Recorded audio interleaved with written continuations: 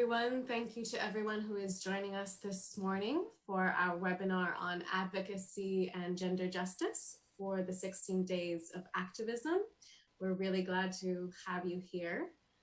First thing to share with you is that we do have Spanish and Portuguese translation available for the webinar. You can find this by going to the bottom of the screen if you are on Zoom and clicking on the button all the way to the right at the bottom and choosing English, Portuguese, or Spanish. And that will give you access to the translation. If anyone has trouble finding this, please do let us know in the chat and someone will be able to direct you to where to go. Great. Well, thank you again for joining us.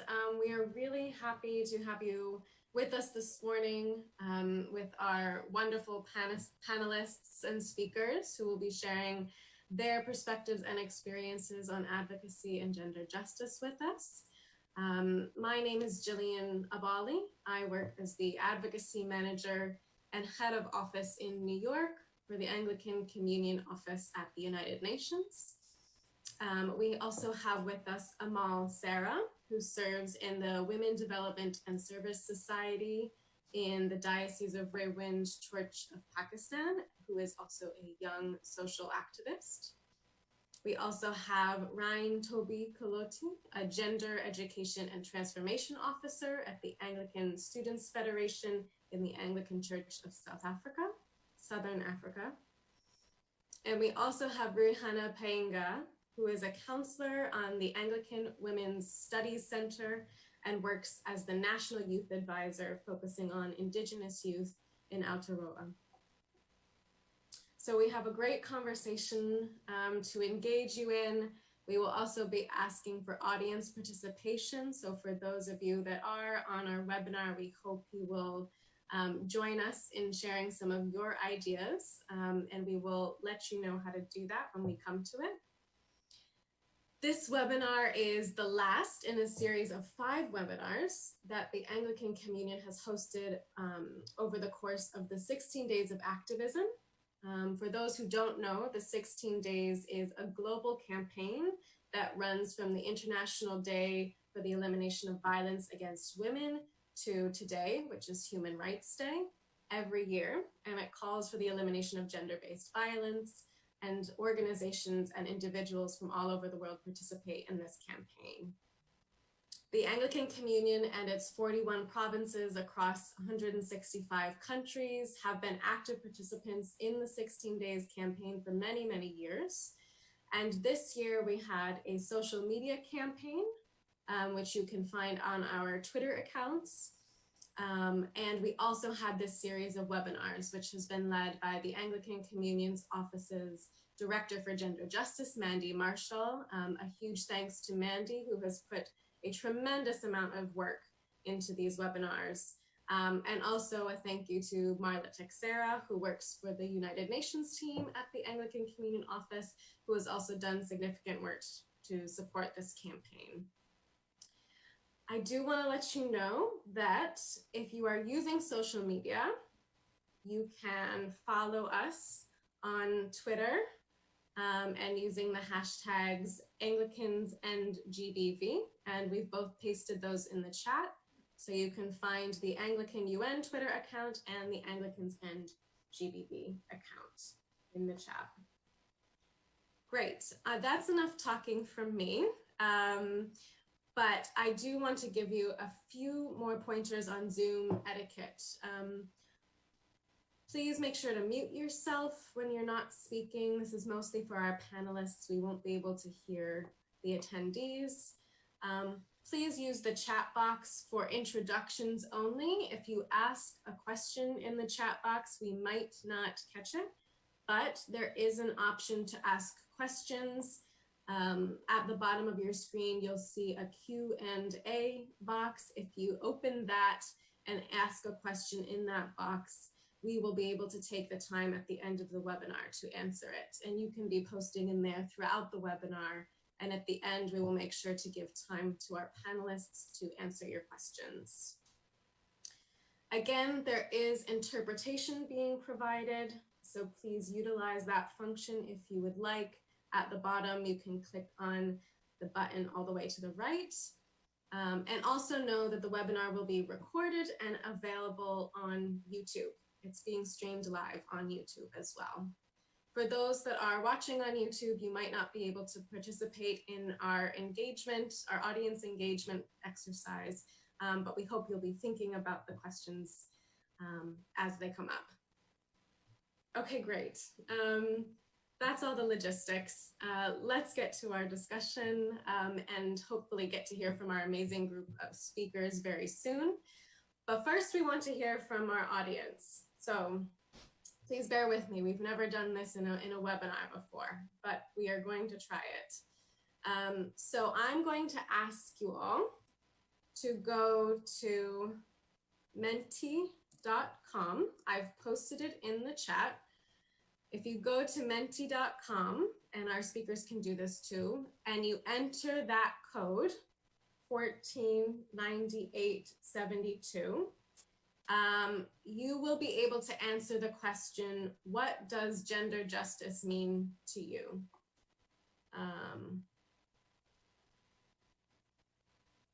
Actually, let me make sure that the code is correct. The code is not correct. I'm sorry. Enter this code, 5178455. If you can't get to the website, also you can just put it in the chat box and answer the question, what does gender justice mean to you? I'll give a few minutes if you're able to do that, and we'll see what answers we come up with.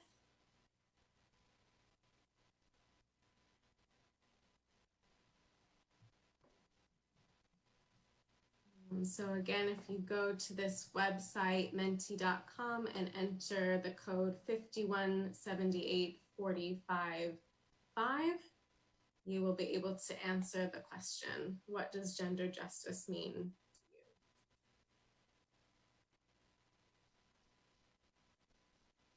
Great, we're getting some answers. I'm going to show you my screen to see what's coming up.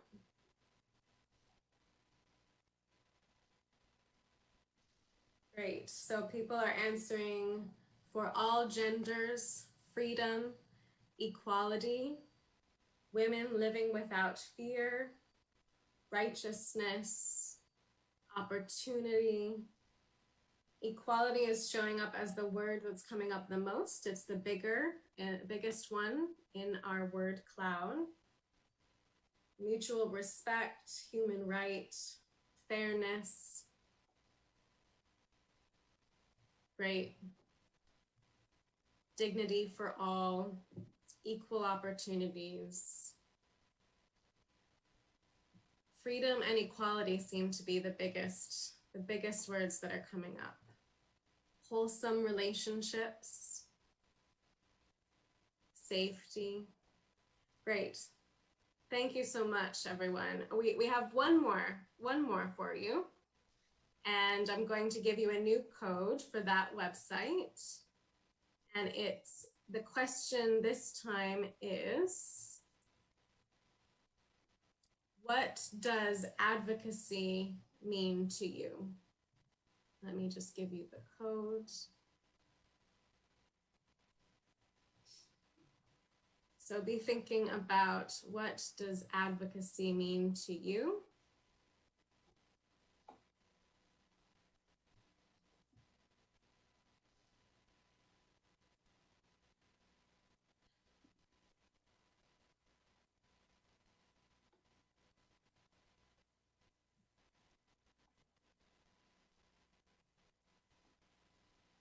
Sorry, everyone. This is the first time we're doing this.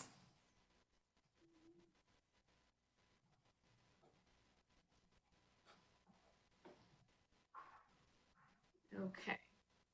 Actually, it's the same code. So if you go to the website and enter the same code, I'm going to put it in the chat again. and tell us what you think advocacy means to you. And again, you can put it in the chat box as well. We did have some answers to the question, what does gender justice mean, in the chat? It means promoting gender-based violence bills, enacting and enforcing laws. Oh, it looks like I didn't open the vote. I do apologize. Okay, it should be open so that people can vote. What does advocacy mean to you?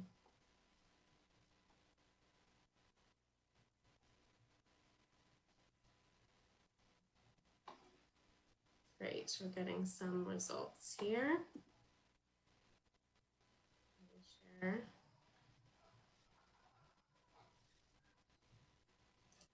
So advocacy means promoting human rights, not staying silent, empowerment, empathy, speaking up, supporting a cause, strength, amplifying voices, collaboration, campaigning. Advocacy means a lot of things. You notice there's no one word that is the biggest in this one.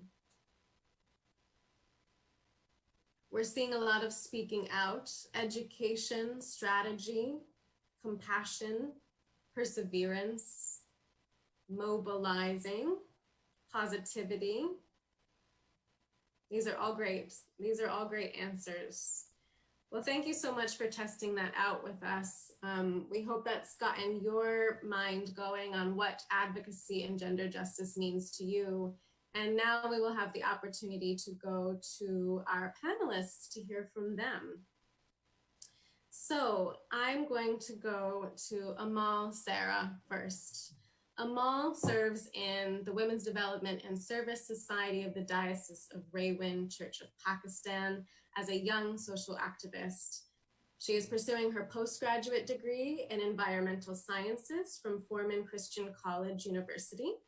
She serves passionately in the church and strives to create a difference in society by empowering youth and uplifting the deserving community in which she serves. Amal, why don't you tell us, what does advocacy for gender justice mean, and what's one of the biggest barriers to achieving gender justice for you? Thank you, Jillian. Thank you for a wonderful introduction. It boosted up my confidence, actually. Thank you. So first of all, gender justice is a term which is very much misunderstood, because whenever we hear of the word gender justice, the first thing that pops up in our mind is justice for women and girls only. But I would like to highlight that it's not just the story of women and girls, it's for everyone, every human being, and equal sharing of rights should be given to all human beings. And if this is not the case, there is some violation of human rights. So we should speak up. We should provide awareness, raise awareness. We can have all sorts of campaigns that will let others know that someone is suffering, someone is undergoing abuse. That abuse may be in the form of sexual violence, physical violence. So there are many forms of abuse. So we need to speak up for them. But in Pakistan, I feel the biggest barrier to achieve gender justice is the conservative mindset of people, because the most safest way and the most easiest way is to tell a person who is suffering is to remain silent. Because if you are going to speak up for yourself, if you're going to come up, you are going to disfame, and it's something against the family honor. So the conservative mindset of the people in Pakistan is the biggest challenge that is not letting us achieve gender justice. Thank you. Thank you, Amal. Those are some really important points. Now we'll go to Toby. Toby is a research assistant at the Desmond Tutu Center for Religion and Social Justice. He is also a Gender Education and Transformation Officer of the Anglican Student Federation in the Anglican Church of Southern Africa. He serves on the board of Hope Africa and is a delegate at the United Nations Commission on the Status of Women. Toby, what does advocacy for gender justice mean to you, and what is one of the biggest barriers for achieving gender justice in your mind? Well, thank you very much, Jillian, and hello to everyone that participated in this very important conversation. For me, I think in simplistic terms, advocacy, of course, in my understanding, can be defined as any action or any intentional action that speaks in favor of something, recommends for something, or argues for a certain cause or purpose, or even defends or pleads on behalf of others. But to be more specific in terms of gender justice, I think for me, the word advocacy, specifically gender advocacy, refers to an intentional commitment to ending injustices throughout the world by promoting the inherent basic human rights of all people, regardless of their gender, regardless of their sexual orientation or race or class. This may take the shape of lobbying various strategies or institutions into pushing for the transformation of gender relations or gender-based violence and the oppression of women in the church, at home, or in the workplace. And of course, this may include other strategies such as alliance building, global communication, research and analysis. And on that point of research and analysis, I think, for example, back here in South Africa, the Desmond Tutu Center for Religion and Social Justice, of which I'm affiliated with, advocates for gender justice by creating a research environment where scholars actually are encouraged to challenge contextually, theoretically, and methodologically asymmetrical systems of power and commonly accepted assumptions in society and in the world and about human experiences, such as white supremacy, patriarchy, racism, and gender injustice. Yeah, I think for me, that's really what it entails. Thank you. Thank you, Toby. Challenging those asymmetrical power is really interesting, and I hope that our conversation today is continuing to widen our ideas about what that is and how we go about addressing it. So thank you so much. Ruihana, we would love to hear from you. Ruihana Paenga is a counselor on the Anglican Women's Studies Center, and she works as the National Youth Advisor, developing and implementing strategic visions for Indigenous youth ministry in Te Pihopatanga o Aotearoa. She is recently ordained and undertaking graduate studies in Indigenous theology with Te Rao Theological and Laidlaw College in New Zealand. Ruihana, how do you think about advocacy for gender justice, and what's one of the biggest barriers to achieving gender justice?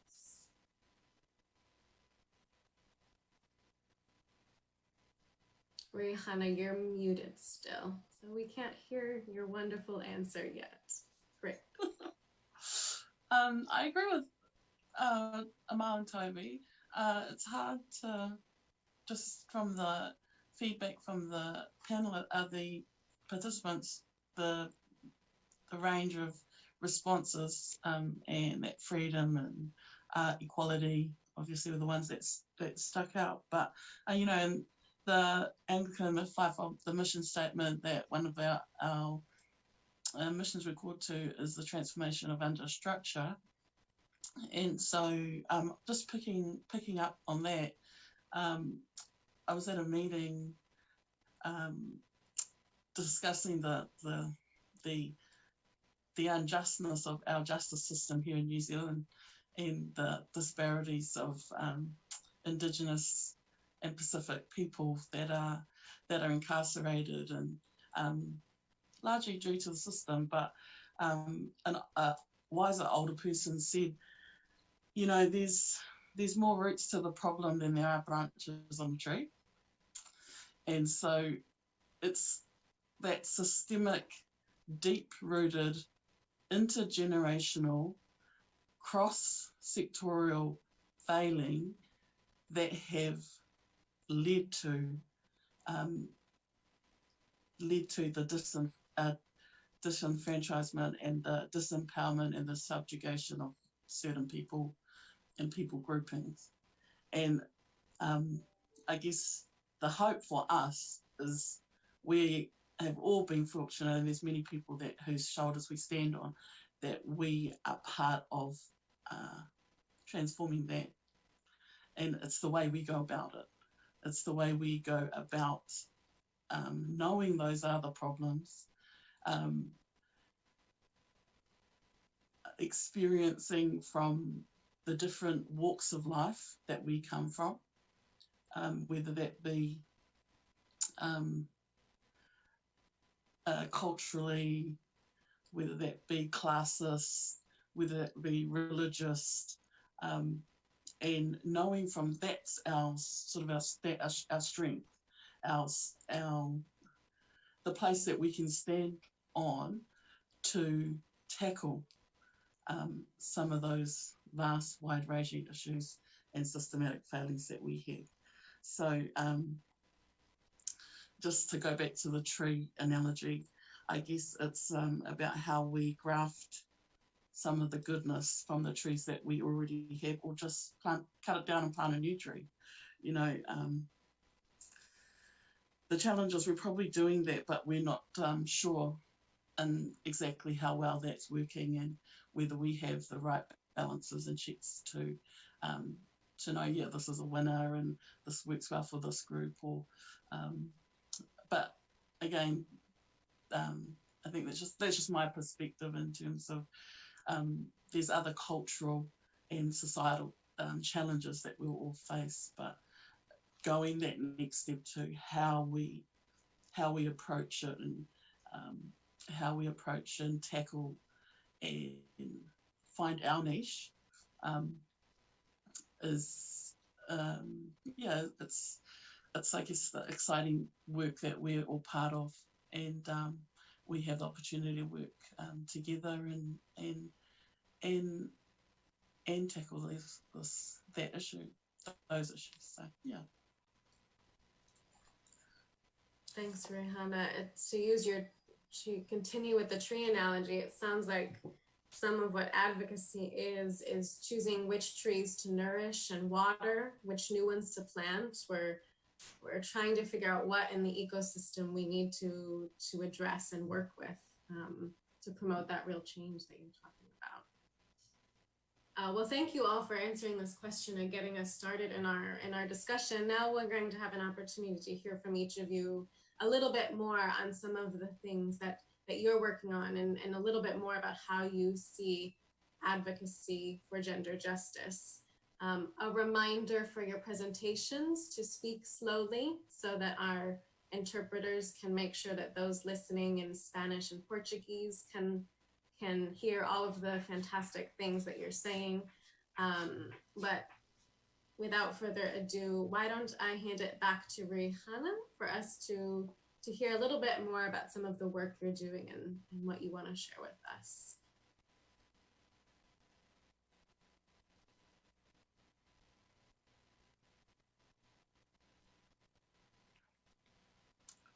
Are we going to share our presentations now?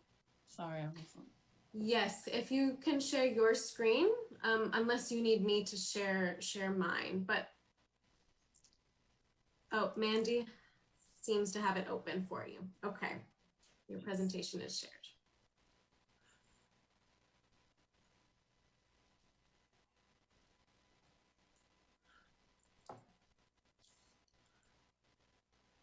Okay. Over to you, Ruihana. It's open on the screen. Okay. Yeah, I just wanted to share the importance of knowing, like I said before, from what standing point you are launching your advocacy and your approach into gender justice. Obviously, I'm coming from an Indigenous New Zealand female with this story that's generations and centuries old, that I value so strongly, and many of you will be the same. And so for advocates and activists, it's a really key, a fundamental base to have in terms of identity and what your standing point for your advocacy is going to be. So those are just a range of photographs from and the first photo is actually in our traditional creation story, the first, a woman was the first person created.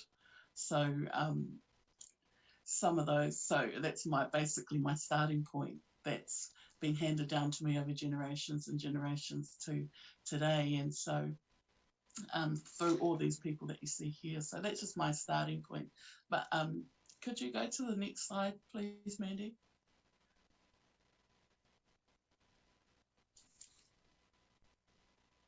Oh, I can do it myself, I think. No. Thank you. So yeah, just about the importance of knowing those things, because it'll enable you to know what you will do and what you won't do, and just give yourself boundaries, because we could do everything. You know, we want to do everything. It's in our nature. And that might not necessarily be the most, it might not achieve or be the most productive, but in addition, you know, you'll be establishing your own standards as an individual, but depending on in what organisation or what church or what youth group, or whatever group you're part of this advocacy. So those formational ideas are really key, and it'll, like I said, it will help you to prioritise what you will do and what you won't do. It's quite common now that we are intersectional and feminists, where I've added that we also need to be intergenerational, because some of the traumas that have been experienced by various people groupings are, you know, they're inherent from years and years of colonization and oppression and racism and inhumane, unjust practices. So it's tackling that, not just cross-sectorial, but also with that view that it's a longer road that has been tread, and that should widen your perspective, and also it'll highlight what skills you need, what you may not currently have. I'm not proposing that. I spoke earlier about tackling systematic and infrastructural failure, and that's the journey that we're all part of. It's a really challenging journey to be a part of. In terms of Aotearoa New Zealand, we are fortunate that we have a heritage of activism in our history, in our recent history. So one of the things that is inherent in our Māori heritage is marching, marching for land loss, marching for alienation of our lands is the most significant issue that Indigenous Māori in New Zealand face, because as Indigenous and the connection to land, of course, having your land alienated and unable to be there for your future generations means that loss of identity, power, future prosperity. So marching is a huge way that we begin to take back and fight against the system and the failings of different decision making and legislation. So going to the need for maybe a formula in terms of if you have an issue that you're going to be advocating for, a key thing is to have that activism, the activism energy and the cause, the issue.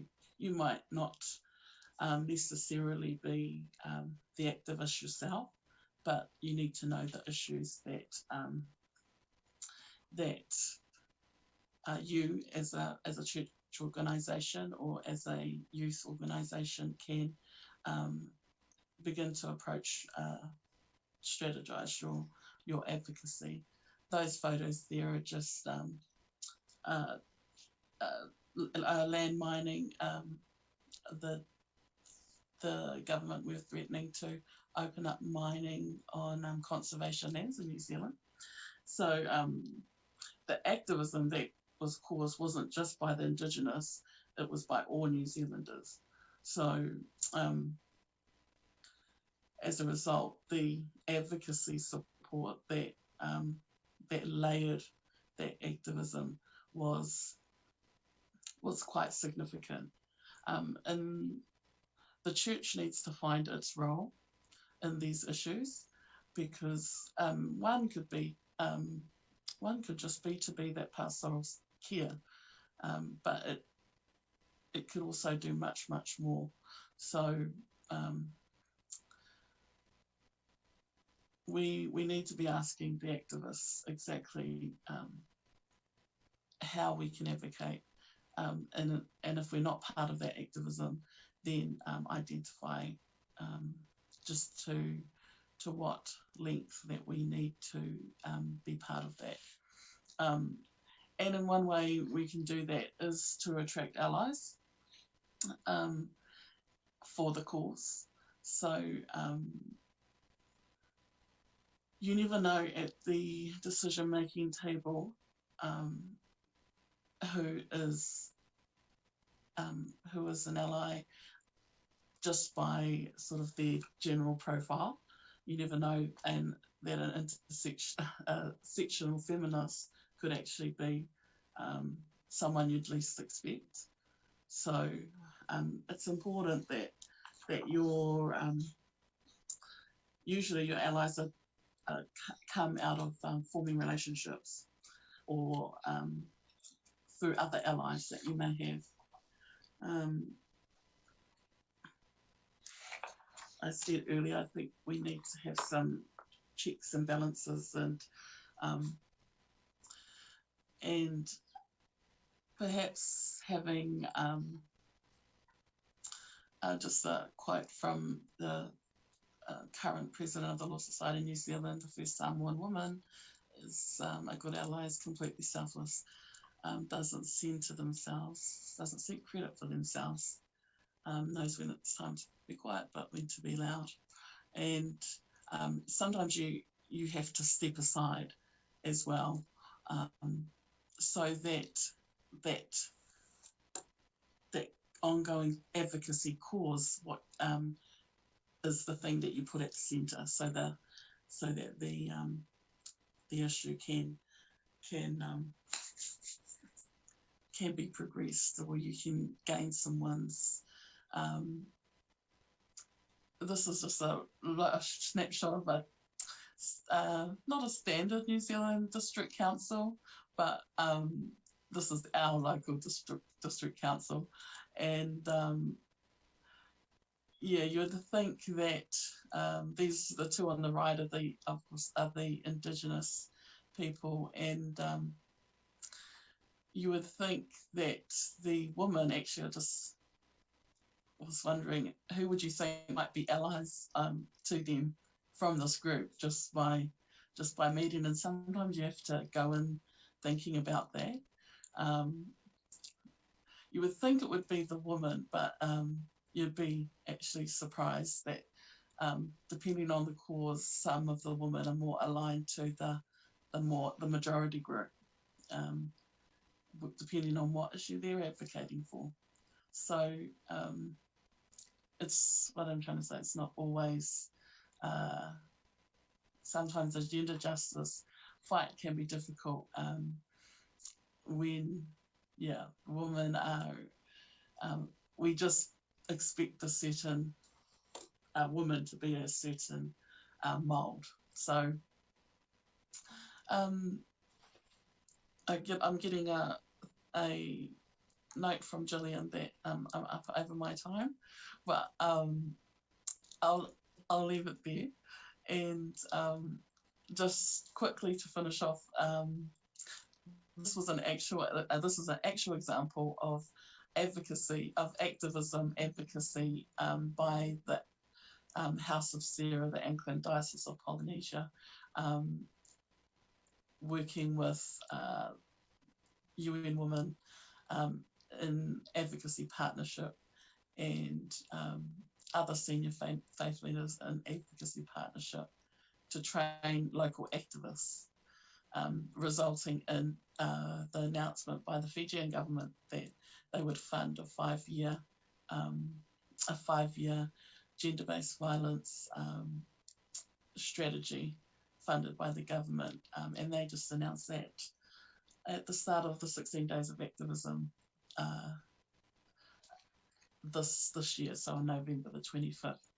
So yeah, really good example of using that activism, advocacy, and allies approach.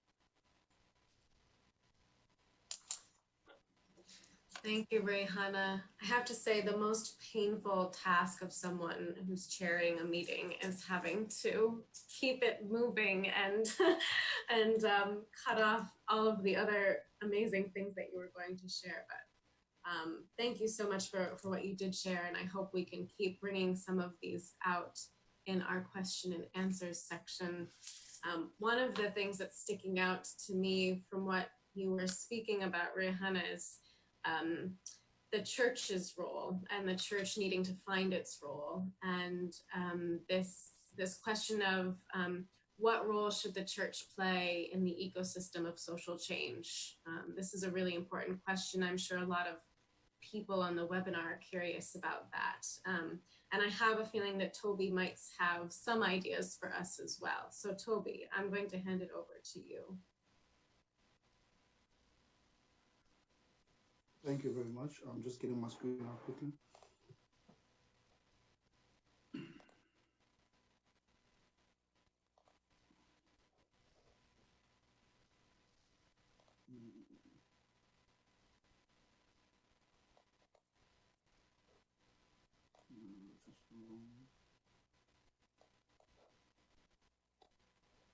There we go. Yep. Thank you very much, Jillian. I just want to open with an adaptation of a quotation from the late African scholar novelist Chinua Achebe, who notes that while we do our good works, let us not forget that the real solution lies in a world in which gender advocacy will have become unnecessary. And I think that's some really powerful thing, given up to what end are we doing all of this? And I think that is really what captures it. Let me start by saying how glad I am to engage with you in this very important topic. I think permit me to greet and thank the organizers of this very necessary event for the Anglican Alliance, specifically Mandy Marshall and Jillian Abballe, who made it possible for us to engage virtually and intentionally this afternoon in South Africa, more so during this time of 16 days of activism, more so during this difficult time of the pandemic that is COVID-19. And I want to assure my fellow panelists that have taken time out of their own lives to participate in this, that you are participating in what is not only an Anglican conversation, but what I believe is a global conversation on how to achieve, as Sarojini Nadar states, a gender equal society where women's blood shall never stain the front pages of our newspapers again. In an occasion and event such as this, one may find oneself imprisoned with the temptation to ignore one's position within the discussion on the assumption of being of the same mind with everyone that's here present. Therefore, allow me to acknowledge first and foremost my position within this discussion. I'm a Black heterosexual African man. I'm a lay minister within the Anglican Church, which means that I'm complicit in a symbolic and liturgical violence against women. And I'm a product of a patriarchal society that promotes and protects male privilege. However, I consider myself a feminist, as I am committed to interrogating publicly and privately through research and activism imbalances of power between women and men that are interwoven into hierarchical structures such as church structures and different areas that we find ourselves.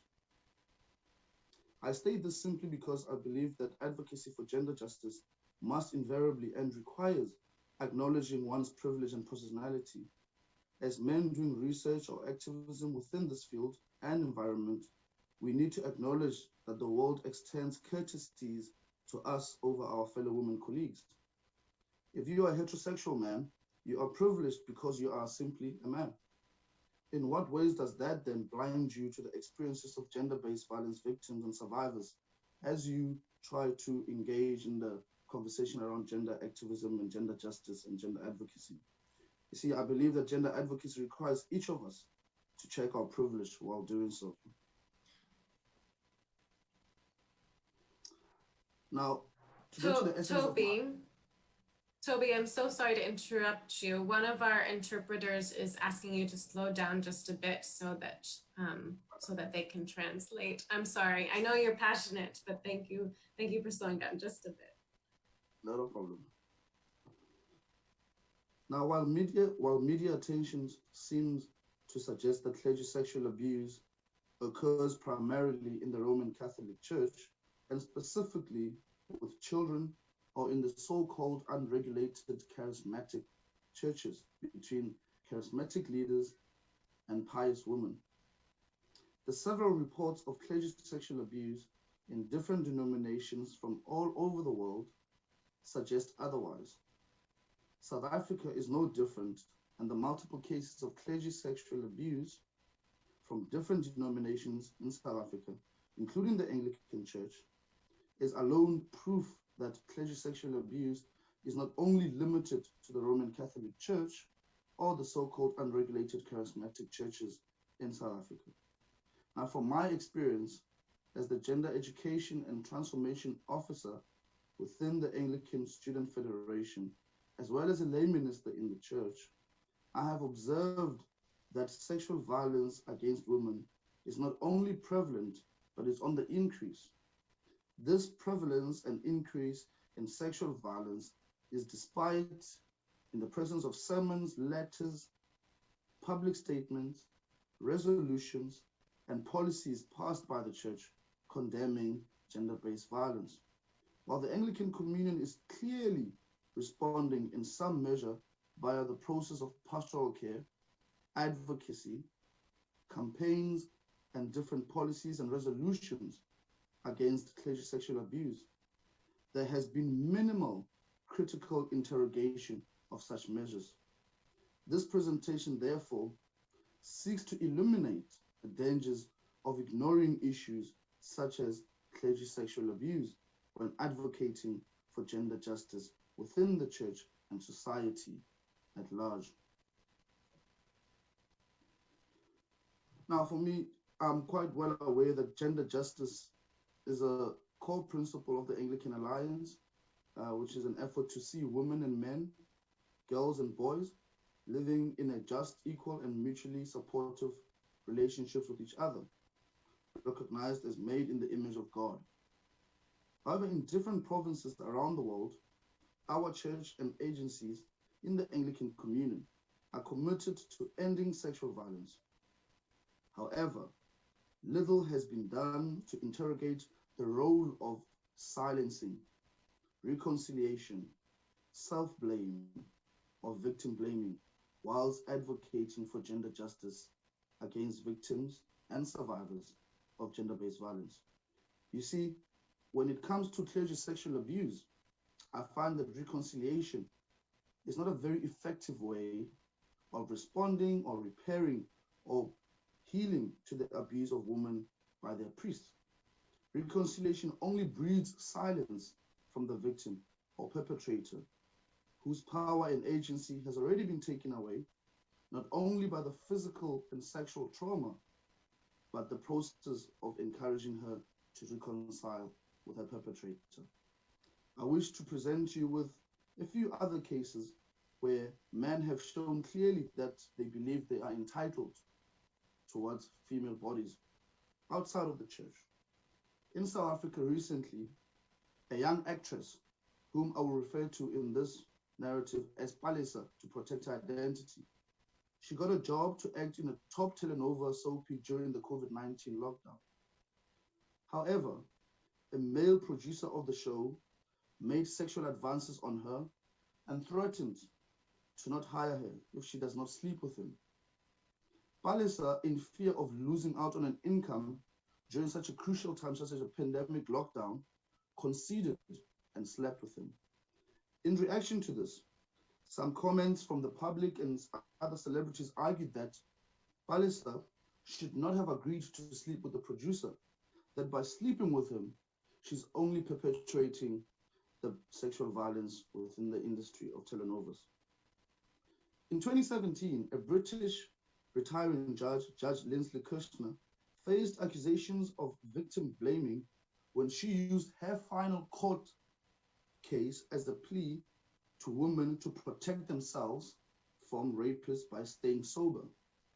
In 2018, back in South Africa, a 20-year-old Karabo Mokoena was butchered and burned to death by her boyfriend in what he called a ritual to help his business grow.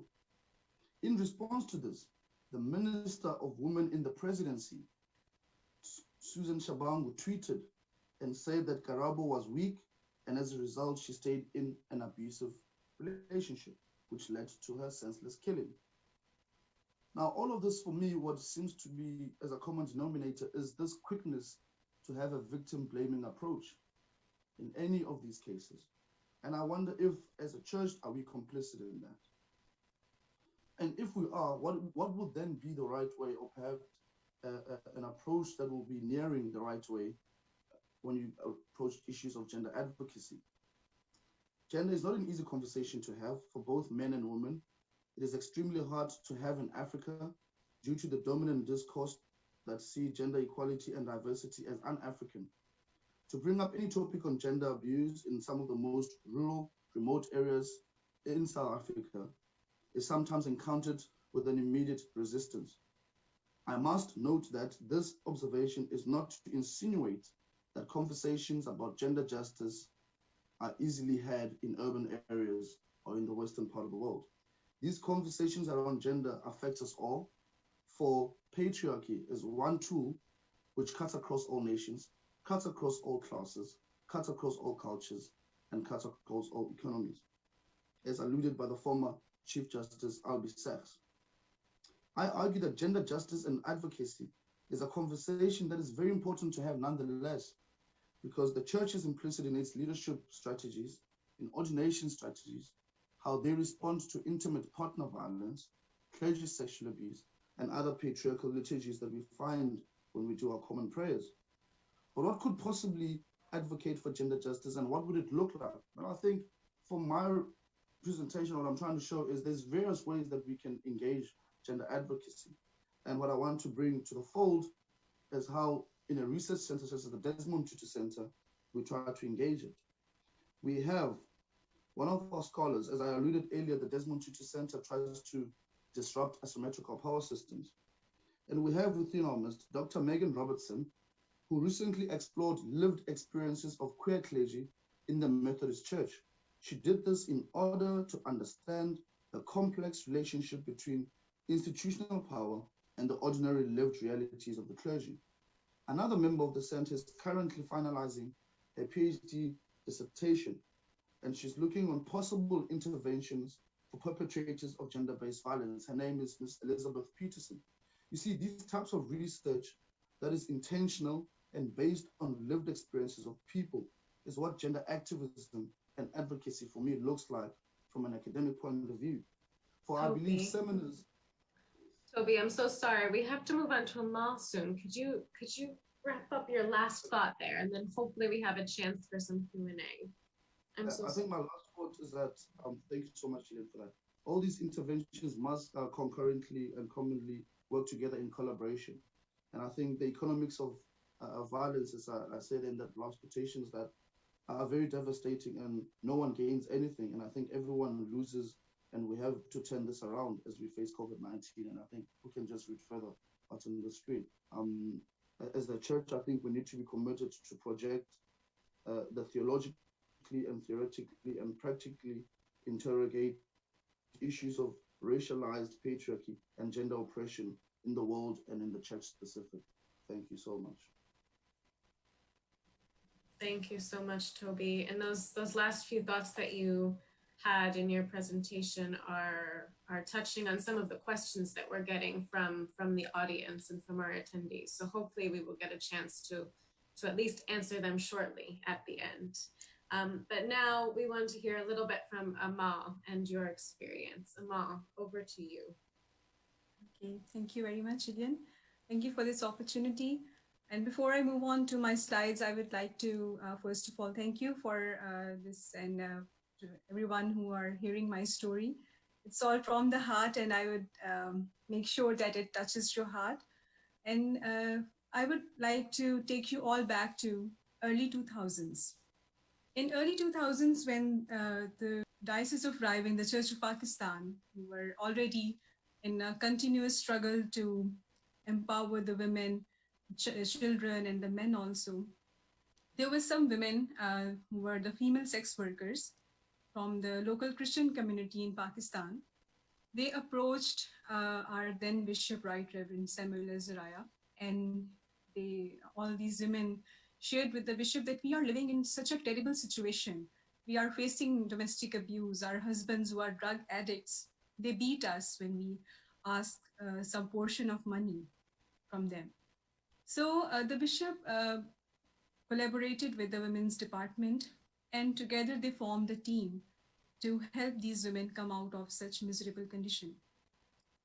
But the first allegation that came was from within the diocese, because some of the clergymen, they pointed fingers on the bishop and the collaboration team that you people are inviting sinners into the church, and we won't let this happen. But the struggle continued. And in 2005, the Women's Department was able to establish a rehabilitation center. And I would now like to share our story.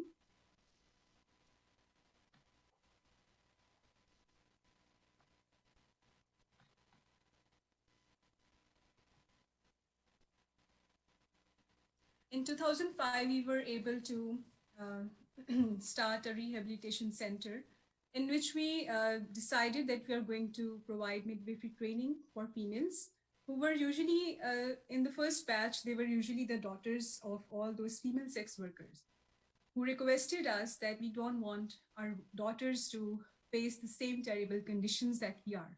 So we provided them midwifery training, and we started to give them a 1-year theory at the rehabilitation center. And for the 6 months practical training, they went to the teaching hospitals who are affiliated with the women's department in Lahore. And for 1.5 time period of the training, they do all sorts of the training and the practical, and then we certify them. So in the course of all these 15 years, we were able to help so many, like more than 5,500 young females, both unmarried and married, were able to get certified from our institution. And now they are earning a very dignified life. They are earning honorably, and they are serving in different hospitals of Lahore and also in all around Pakistan. And we were able to help these young females. And now, not they are just don't belong to the female sex working families, but also they are from the families who are having some weak financial backgrounds, and they might have got involved in all those immoral acts, but now they are living a very dignified life. So also we provided them, together with the midwifery training, we were helping them to acquire vocational training as well. And this was a 1-year training course, and the girls used to learn all the embroidery and stitching And after completing their course, they were able to sell their products in the market and also set up their own private stitching centers where they imparted this training to others as well. So this training continued. Then in 2018, we thought that it's not very good to leave the men behind. So we started a clinical practice nurse training for the men, because in Pakistan, usually the Christian men are very much ignored because they have so much of financial burden on them to earn for their families. So they deviate from the path and not knowing that which path to take. Either it's moral or immoral, they just need money, so they deviate from the right path. So it was very important to engage these men. And we started providing them the CPN training, and also we engaged them in different sorts of capacity building programs, like working for to raise awareness against human trafficking, child abuse, and also during the corona virus, we asked them to provide spread awareness about coronavirus in our local community. Okay, apart from imparting education and training facilities to help the women and men earn an honorable income and to transform their lives in a better way, we have our community capacity building programs in which we have quarterly meetings, and we invite our local community to come and share their problems and challenges that they are facing in day-to-day life, and we try to help them and solve them through various initiatives. Uh, the part of capacity building programs, we provide awareness on social issues like human trafficking. And here I want to share a very important fruit of our awareness sessions. In the few years back, we had some extremist group of traffickers from China who came to Pakistan, and they offered large amounts of money to the poor Christian girls in Pakistan, and they manipulated them a lot. And when they got married to them, they used to traffic these young girls. So this thing was very much prevalent in our society in those times, and we decided that it's very important that we should aware our community that this is all fraud and you should save yourself and do not get involved in such things. So we organized awareness session, and then when we had our follow-up meeting with those participants after 10 to 15 days, one of our participants who attended the workshop, she shared with us that, sister, I was able to help my cousin from getting involved in this. She was just about to get married to a Chinese trafficker, and I told my family that this is all fraud. What he's going to do with this? He's going to sell her organs. She's going to be trafficked. So please reject this marriage proposal. So in this way, she was able to help her cousin get out of this. And that was so encouraging for us that something came out of our efforts. Okay, this is very important thing, because in Pakistan, this women health issue is something which holds no importance, I would say, because in Pakistan, the women are stereotyped. If you're not bearing us a son, you're not a good woman. So you have to keep conceiving and bear us a son, no matter what reproductive issues you come across. So we started to put our emphasis on women health. And to help our women in the local community, especially in the rural areas and slums, we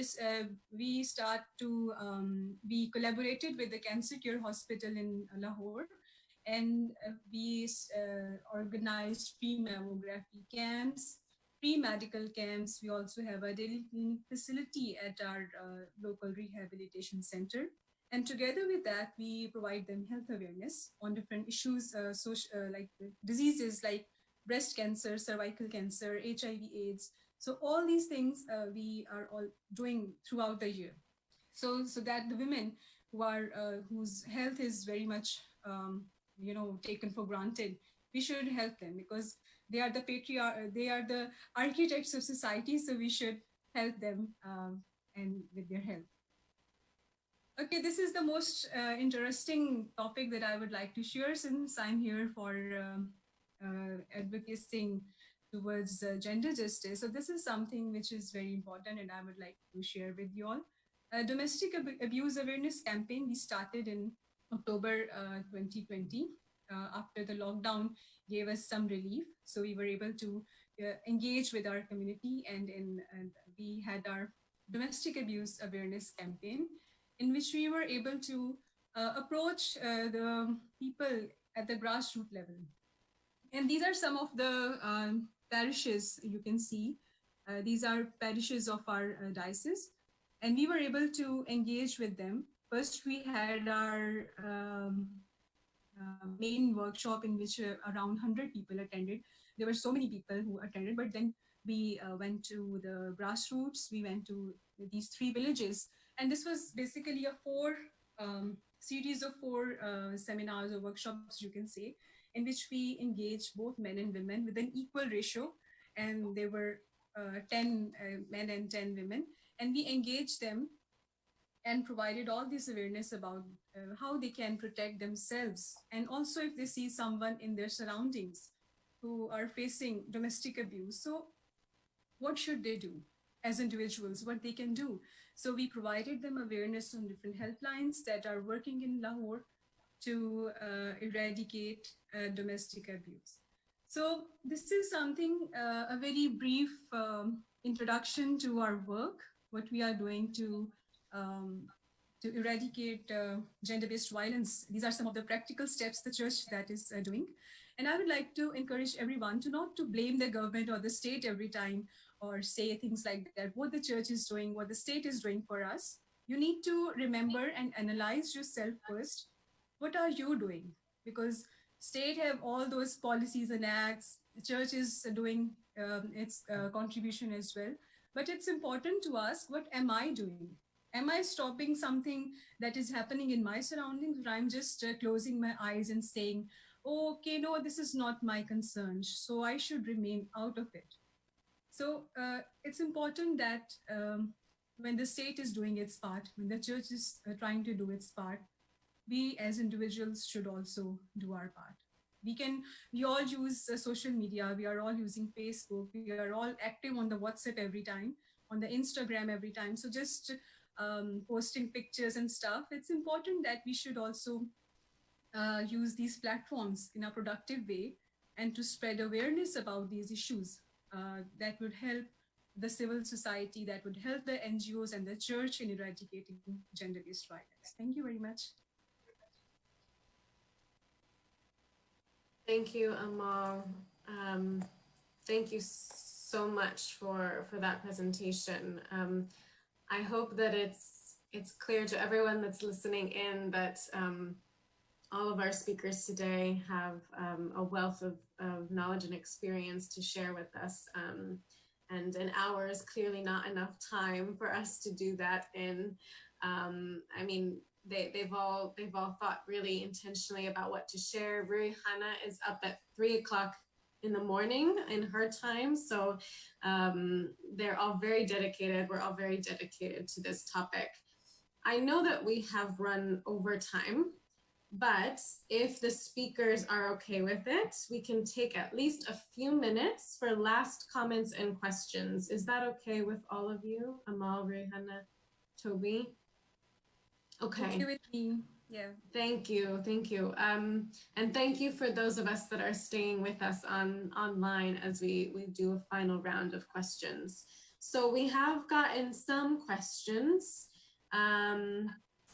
in the Q&A. I think for the sake of time, I will read some of them out for you all, and we'll go to each of you you don't have to answer all of them. You can answer 1 or 2 if you choose, and then maybe give your last thought on what would you want to tell attendees? What do you think is the most important thing, or one of the things you would like people to take away from this conversation? And we'll go to each of you in turn so that you have a chance to answer a question and share a final thought. Here are some of the questions we got. Some questions are around COVID and the coronavirus lockdowns. To what extent has this worsened the situation of abuse? I would also add, to what extent has this made our advocacy maybe more important or even more difficult in some ways? People are also asking, what practical actions can the church advance as part of advocacy and gender justice? I think some of you have spoken to this, but if you have any more thoughts on this question. One other question is that billionaires want us to believe that the free market is the best way helping us to prosper. How do we unmask this truth? And the last is specifically to Ruihana. Is the leadership of your women prime minister bringing hope to your work? How is that shifting your work? So those are some of the questions. I will hand it to Ruihana for her answers to any of those and a final thought to leave us with. Oh, shoot.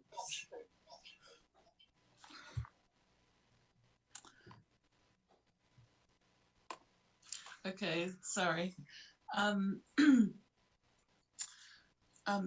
Yes, COVID is increasing the challenges and the inequality experienced by already marginalized people in our country, as do other significant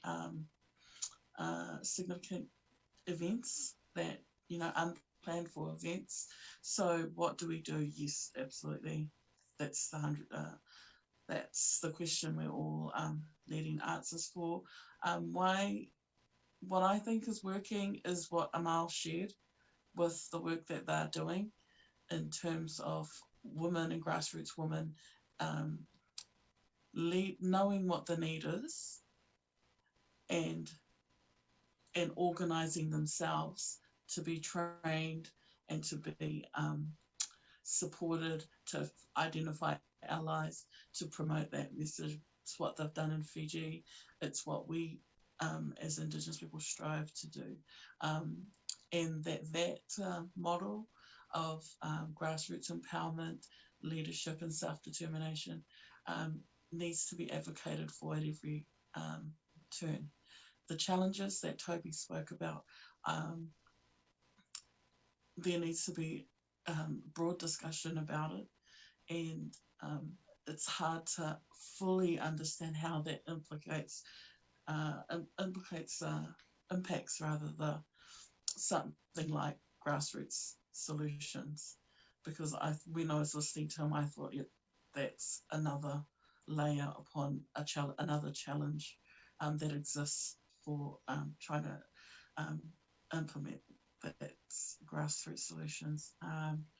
The church also can help in terms of our representation and the different levels of decision making and prioritizing of resources and strategy. I think sometimes data is an issue, and knowing what's working. If what's working, can we just get behind that and multiply that in some ways, and choose winners, support winners. It can be very political as well in decision making, so that's very frustrating. So that would bring me back to the leadership question, is that the Prime Minister is trying to, her personal ethics, values and belief has come into her professional work, so the workspace. So it's initially was seen as quite a naive approach, but it challenges everything that that past prime ministers. It's slowly helping to break down the stigma, the stereotype, and the So yes, it does give us hope. She is certainly giving us hope in terms of the role model that the models that she's setting, and